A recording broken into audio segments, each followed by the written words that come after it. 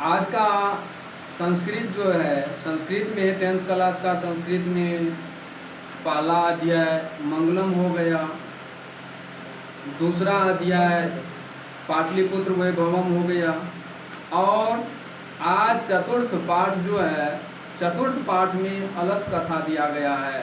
यह बहुत फेमस कहानी है। यह संस्कृत का सबसे फेमस है कि यानी संस्कृत में मैट्रिक के एग्जाम में अवश्य ही इसे 1 या 2 सवाल फिक्स रहा है, गारंटी 1 या 2 सवाल। इसीलिए इनको थोड़ा सा गंभीरता से देखना है और बार बार जो है हमारे वीडियो को भी देखते रहना है। दूसरी पॉइंट कि आप लोग को यदि किसी प्रकार का त्रुटिपूर्ण कोई भी इसमें लगे तो कमेंट बॉक्स में आप लोग बताते रहिएगा। तो शुरू करते हैं कि अलस कथा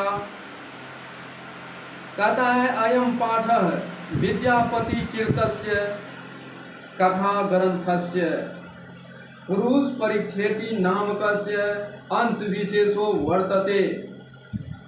पुरुष परीक्षा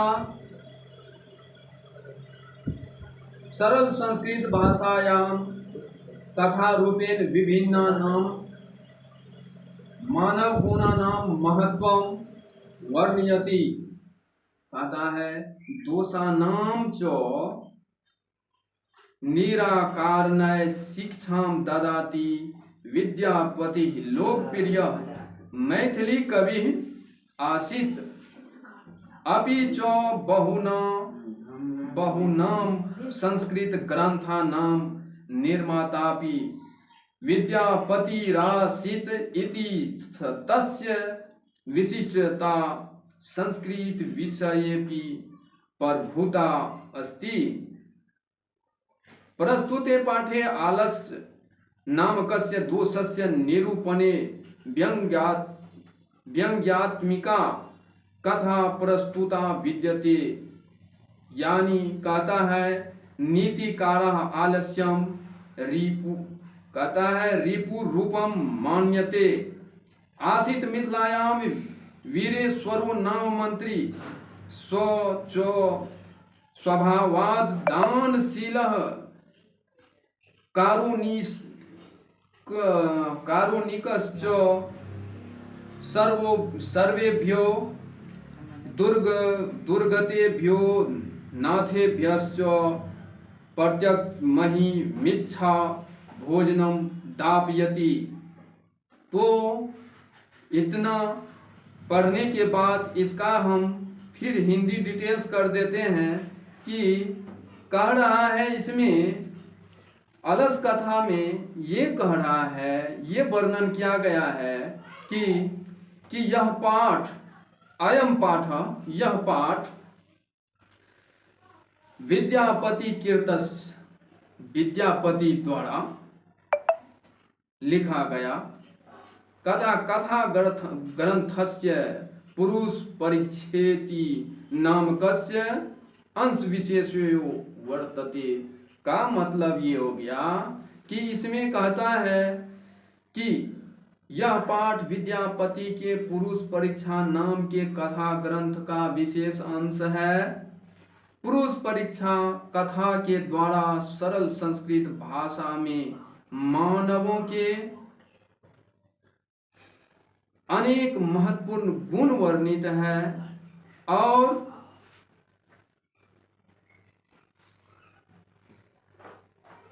दोषों के निराकरण का शिक्षा देता है। विद्यापति लोकप्रिय मैथिली कवि थे और विद्यापति बहुत से संस्कृत ग्रंथों के निर्माता भी थे। उसकी विशिष्टता संस्कृता विषय में भी बहुत है। तो प्रस्तुत पाठ में आलस्य नाम का दोष व्यंग कथा के रूप में विद्यमान है। नीतिकार ने आलस्य को दुश्मन के रूप में मानते हैं।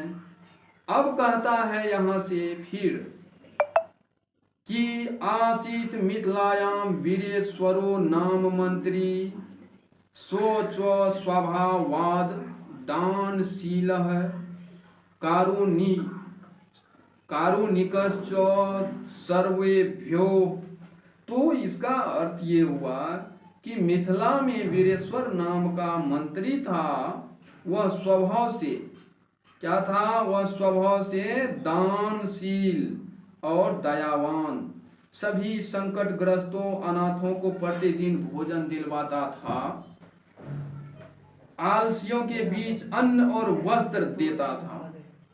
इस अलस कथा में बहुत बढ़िया है, कहता है क्योंकि कुछ नहीं करने में समर्थ होता, पेट में अग्नि का कारण सभी आलसियों का प्रथम विचार है।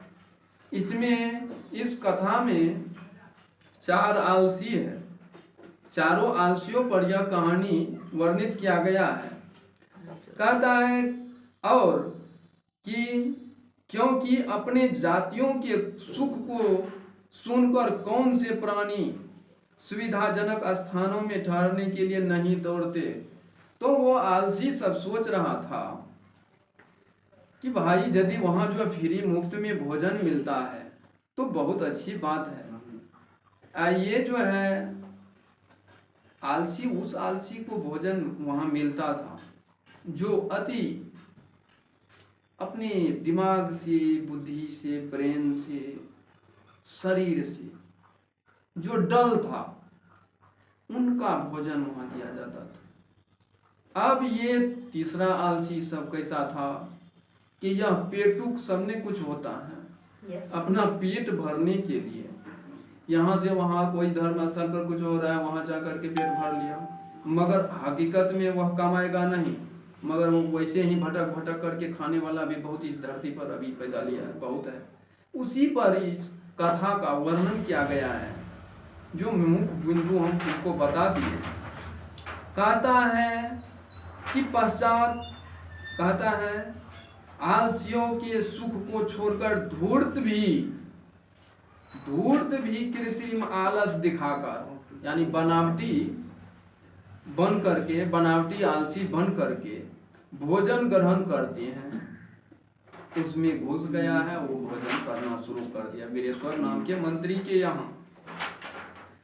इसके बाद अलसशाला में बहुत अधिक धन व्यय देखकर कहता है उसके योग पुरुषों द्वारा विचार किया गया, यानी कहा कि पहले आलसियों में तो इतना खर्च नहीं होता था, अब कुछ लगता है इसमें कुछ कारण है। वहाँ के जो संस्थापक होंगे, व्यवस्थापक होंगे, तो आता है उसके बाद यह होता है कि आलस पुरुषों का परीक्षा ऐसे विचार किया, कहा कि ये आलसियों की संख्या बढ़ती जा रही है। अब मंत्री जी वीरेश्वर सोच में पड़ गया कि हम तो जो चीज सोच रहे थे इसका यहाँ विपरीत हो रहा है। उनके जो है संस्थापक सब और कार्यकर्ता सब तब मंत्री जी के पास शिकायत भेजा कि मंत्री जी ऐसी कुछ हरकतें आ रही है कि यह जो है ढोंगी आलसी सब कुछ इसमें समा गया है और यहाँ ऐसा भोजन के पीछे पड़ चुका है, बैठ करके खाने के पीछे आकर के खा लेता है टाइम पर, फिर पुनः वह निकल जाता है। तो इसका कैसे परीक्षा लिया जाए, इसके लिए कुछ उपाय सोचा कि अच्छा ठीक है, इसका परीक्षा लेते हैं कि इसमें कौन ज्यादा आलसी है। हकीकत आलसी जो होगा वह रह जाएगा, और शेष आलसी जो फरोड होगा वह भाग जाएगा, अपने आप भाग जाएगा। पकड़बो नहीं हम करेंगे, उसको अरेस्ट नहीं कर रहा है वो, कि ऐसा सिस्टम ला रहे हैं, ऐसा सिस्टम लागू करेंगे कि खुद फरोड जो होगा वो खुद भाग जाएगा। तो देखो आगे क्या हो रहा है।